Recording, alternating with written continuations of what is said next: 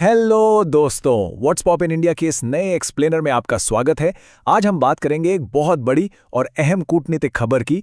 PM Modi और Italy की PM Giorgia Meloni की मुलाकात। इंटरनेट पर कोलोशियम वाली वो तस्वीरें और वीडियोस तो सबने देखे ही होंगे, एकदम वायरल चल रहे हैं। लेकिन सच कहूं तो ये सिर्फ एक फोटो ऑप या कैजुअल मीटिंग बिल्कुल नहीं थी। इसके पीछे एक बहुत बड़ा डिप्लोमेटिक अपग्रेड हुआ है जिसने भारत और इटली के आपसी रिश्तों को पूरी तरह से बदल कर रख दिया है।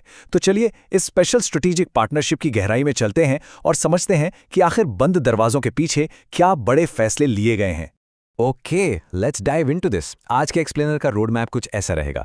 हम सबसे पहले स्पेशल स्ट्रेटेजिक पार्टनरशिप को समझेंगे, फिर 20 अरब यूरो का ट्रेड टारगेट, डिफेंस को प्रोडक्शन, टेक और स्पेस कोलैबोरेशन, आईएमएक कॉरिडोर और आखिर में बात करेंगे संस्कृति और वैश्विक सम्मान की। तो शुरुआत करते हैं हमारे पहले और सबसे क्रिटिकल आउटकम से। Number 1, special strategic partnership. अब इसका प्रैक्टिकली मतलब क्या होता है? इसका सीधा सा मतलब यह है कि अब भारत और इटली सिर्फ दोस्त नहीं रहे, बल्कि एक लेवल ऊपर उठकर स्ट्रेटेजिक पार्टनर्स बन गए हैं। यानी अब दोनों देशों के शीर्ष नेता हर साल मिला करेंगे। इससे फायदा यह होगा कि कागजी कार्रवाई में जो समय बर्बाद होता था वो अब नहीं होगा। पॉलिसीज पर बहुत तेजी से काम होगा और फैसले फटाफट लिए जाएंगे। अब बात करते हैं इकोनॉमिक साइड की, जहां इस पार्टनरशिप का असली एम्बिशन नजर आता है। नंबर 2, 20 अरब यूरो का ट्रेड। 20 अरब यूरो, ये नंबर अपने आप में बहुत बड़ा है। दोनों देशों के नेताओं ने एक बेहद एम्बिशियस नया बायलैटरल ट्रेड टारगेट सेट किया है, जिसे 2029 तक हर हाल में हासिल करना है। Now what's really interesting about this slide is कि इस टारगेट तक पहुंचना कैसे है। अभी दोनों देशों का आपसी व्यापार लगभग 14.5 से 15 अरब यूरो के आसपास है। यानी सिर्फ अगले 3 से 4 सालों के भीतर व्यापार में 5 से 6 अरब यूरो का एक बड़ा जंप लाना है। ये कोई छोटी बात नहीं है। और इस जंप के लिए जिन सेक्टर्स को चुना गया है वो एकदम फ्यूचर रेडी हैं। Semiconductors, clean energy, critical raw materials, digital technology और इंफ्रास्ट्रक्चर। दोनों ही देश अब भविष्य की इन इंडस्ट्रीज में मिलकर भारी इन्वेस्टमेंट करने वाले हैं। चलिए अब चलते हैं डिफेंस सेक्टर की तरफ। नंबर 3, डिफेंस को प्रोडक्शन। और सच कहूं तो हाल ही में साइन हुआ इंडस्ट्रियल रोड मैप पूरी तरह से गेम चेंज करने वाला है। ये इसलिए स्पेशल है क्योंकि अब हम सिर्फ हथियार खरीदेंगे या बेचेंगे नहीं। इसे ऐसे समझिए, स्टेप 1 है को डिज़ाइन, यानी दोनों देश पहले साथ मिलकर डिज़ाइन तैयार करेंगे।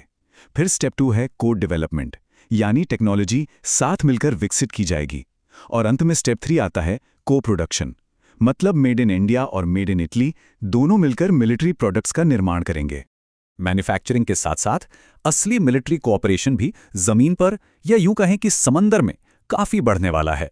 इस समझौते के तहत भारतीय और इतालवी नौसेनाओं के बीच पोर्ट विजिट्स बढ़ेंगी और नियमित तौर पर जॉइंट एक्सरसाइजेज भी की जाएंगी।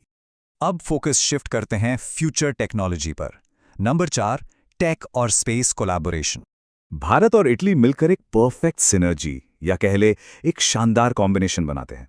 एक तरफ भारत का टैलेंटेड वर्कफोर्स और इसरो का दिमाग है, तो दूसरी तरफ इटली की हाईटेक एक्सपर्टीज और इटालियन स्पेस एजेंसी।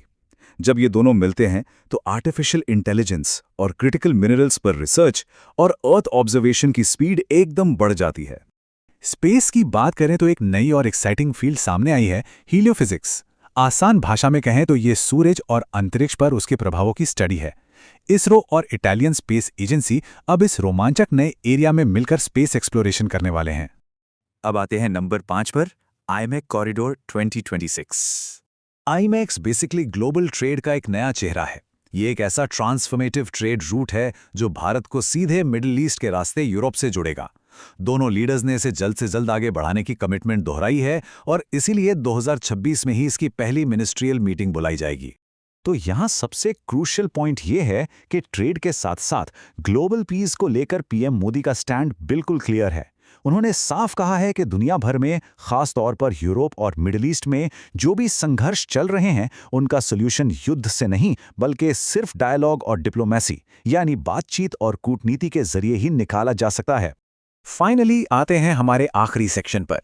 नंबर 6, संस्कृति और वैश्विक सम्मान।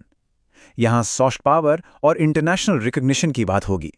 रोम में संयुक्त राष्ट्र के खाद्य और कृषि संगठन UNFAO ने डिसाइड किया है कि वो पीएम मोदी को उनकी लैंडमार्क एग्रीकल्चरल स्कीम्स और किसान कल्याण के लिए अपना सबसे बड़ा अवार्ड एग्रीकोला मेडल 2026 देंगे।